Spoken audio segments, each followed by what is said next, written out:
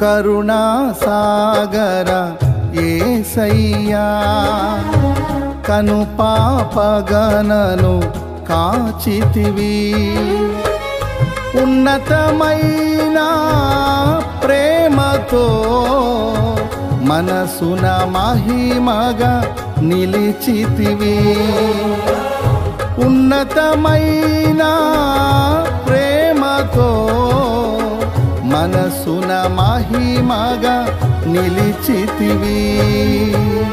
కరుణా సాగర యేసయ్యా, కను పాపగణను కాచితివి. మన ప్రభు అయినటువంటి యేసుక్రీస్తు వారి పరిశుద్ధమైన నామములో తండ్రి అయిన దేవాది దేవునికి నిత్యము స్తుతియు స్తోత్రములు, మహిమయు ఘనతయు ప్రభావములు యుగయుగములు ప్రభువునకే చెల్లునుగాక. ఆత్మీయులారా, బాగున్నారు కదూ? నేటి దిన దైవ వాక్యమై ఆదికాండము 17వ అధ్యాయము ప్రియులారా 9 నుండి 14 వరకున్న వాక్య భాగము.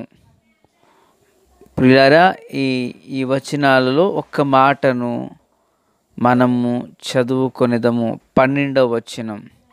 8 దినముల వయస్సు గలవాడు అనగా నీ ఇంట పుట్టినవాడైనను నీ సంతానము కాని అన్యుని యొద్ద వెండితో కొనబడిన వాడైనను మీ తరములలో ప్రతి మగవాడు సున్నతి పొందవలెను.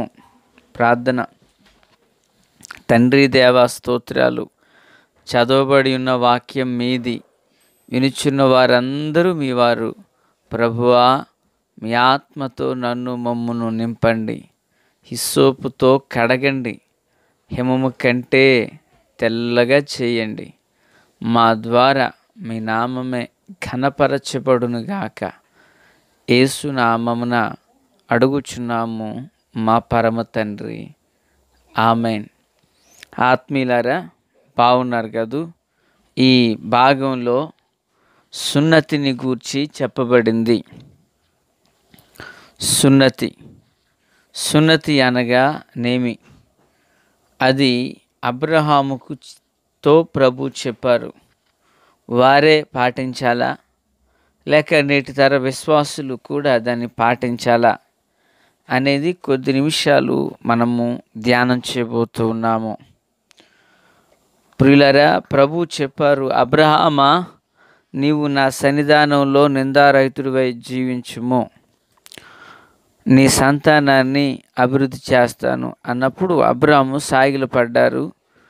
దానికి ప్రతిగా దేవుడు నీతో ఒక నిత్య నిబంధన చేయుచున్నాను అని చెప్పుచు, ప్రియులారా, ఒక విషయాన్ని ప్రభు చెప్పారు. అబ్రాహాము నీ ఇంట పుట్టినది మొదలుకొని 8 దినాల ప్రాయం కలిగిన వారు ప్రతి ఒక్కరూ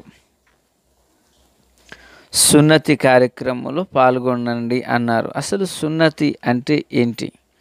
సున్నతి అనగా ప్రతి మగపిల్లాడు తన పురుషాంగమున ఎదర భాగము పై చర్మమును కత్తిరించుటయే సున్నతి. ఇది దేవుడు నియమించిన ఆ నిబంధనకు ఈ అబ్రాము సంతతి వారు, ప్రభువా, నీవు మాకు ఇచ్చిన ఈ నిబంధనకు మేము తలయొగ్గి లోబడి దాన్ని జరిగించుచున్నాము అనడానికి ఒక సూచనగా ఈ కార్యక్రమం జరిగింది. అబ్రహాముకు దగ్గరగా 99 సంవత్సరాల ప్రాయంలో ఇది స్టార్ట్ అయింది. ఇదే సున్నతి కార్యక్రమం మోషే మరి ఐగుప్తుకు వెళ్ళి ప్రజలను విడిపించడానికి సిద్ధపడుతున్న తరుణాన మోషేకు తన భార్య చేసింది. నిజానికి తండ్రి చేయాల అంటే మోషే భార్య తండ్రి పాత్రను కూడా పోషించింది. సాధారణంగా స్త్రీ తల్లి పాత్ర, చెల్లి పాత్ర పోషిస్తుంది అంటుంటారు కాదు, స్నేహితుని పాత్ర పోషిస్తుంది అంటారు కాదు. మోషే గారి భార్య ఆ పాత్రలు పోషించడమే కాదు, మరొక మెట్టు ఎదిగి మోషేకు తండ్రి చేయవలసిన పిల్లలకు చేయవలసిన కార్యక్రమాన్ని తండ్రి జరిగించవలసిన కార్యాన్ని తానే జరిగించింది. దేవునికి స్తోత్రం. ప్రియులారా, ఇలాగున మరి ఇజ్రాయేలీలు అరణ్య యాత్రలో దానికి అంత ప్రాధాన్యత ఇవ్వలేదు, కానీ కనాను దేశానికి వచ్చిన తర్వాత వీళ్ళు తప్పకుండా దాన్ని పాటించారు అని లేఖనంలో మనం చూడవచ్చు. అయితే ఇది సున్నతి కార్యక్రమం. ఈ సున్నతి అనగా మనకు అర్థమైంది కదా, దేవుడు నియమించిన నిబంధనకు వీరు నిలిచి ఉన్నారు అనడానికి సంకేతమే, గుర్తు లేక ముద్ర ఈ సున్నతి. ప్రియరా, మరి నేటి దినాన మరి ముస్లిం సహోదరులు దీన్ని పాటిస్తూ వస్తున్నారు, మహమ్మదీయులు. సంతోషం.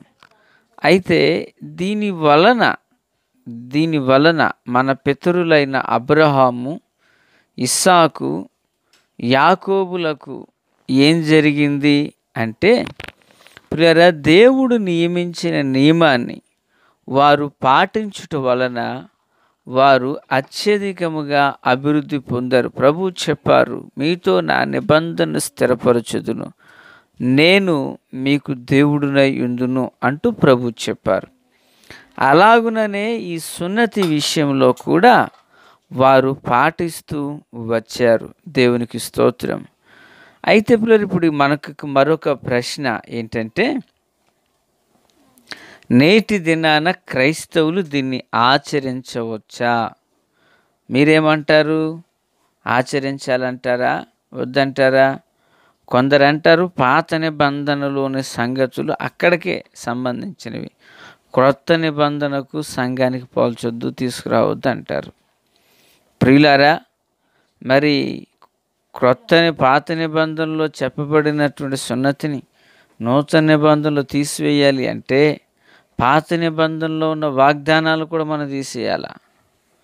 అట్లనే రాదు. బైబిల్లో ఒక మాట అయినా పొల్లైనా తప్పించకూడదు. అయితే విషయం ఏంటి? సున్నతి యొక్క విధానం ఏంటి? దైవజనుడైనటువంటి పౌలు గారు ఓ రోజు సంఘములతో మాట్లాడుచు ఆయన పత్రికను రాస్తూ యూదుడేమి, గ్రీసు దేశస్థుడేమి అంటూ సంబోధిస్తాడు. యూదుడు భక్తిపరుడు, గ్రీసు దేశస్థుడు అన్యుడు, భక్తిహీనుడు. వీరిద్దరిని కలిపి మాట్లాడుచు అందరూ ఒకే ప్రభువును సేవిస్తున్నారు అంటూ చెప్తాడు.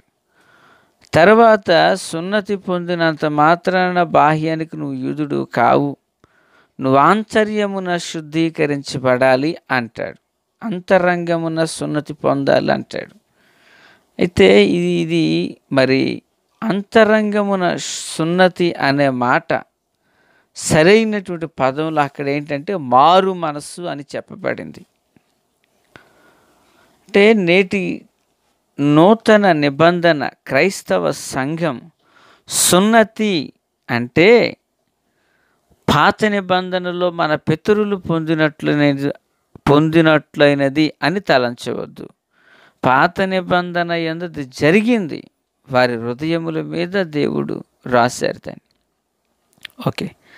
అయితే నూతన నిబంధన యందు ఆ కార్యక్రమం అనేది వేరే ఉన్నది, కానీ ఆంతర్యం మాత్రం నెరవేరుస్తుంది.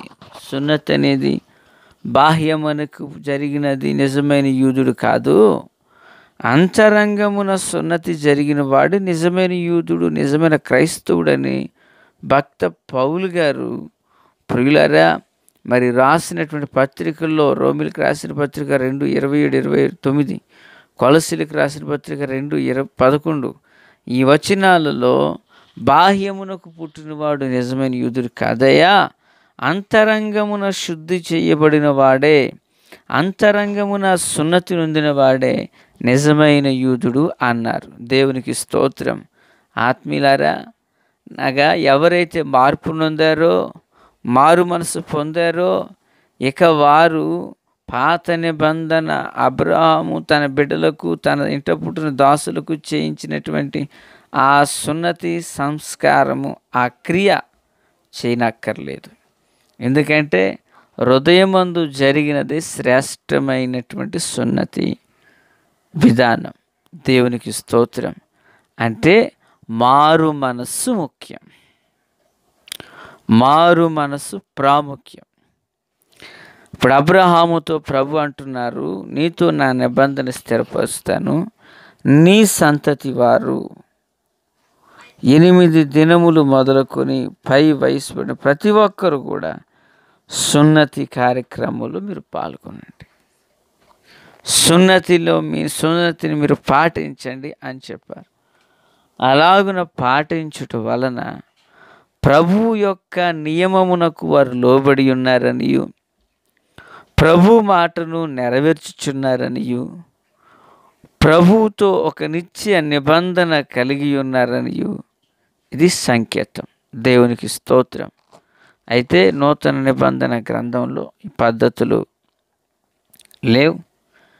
ప్రియులారా, మరి అంతరంగమందు మార్పు నుండి మారు మనసు కలిగిన వాడే నిజమైన యూదుడు, నిజమైనటువంటి భక్తి. దేవునికి స్తోత్రం.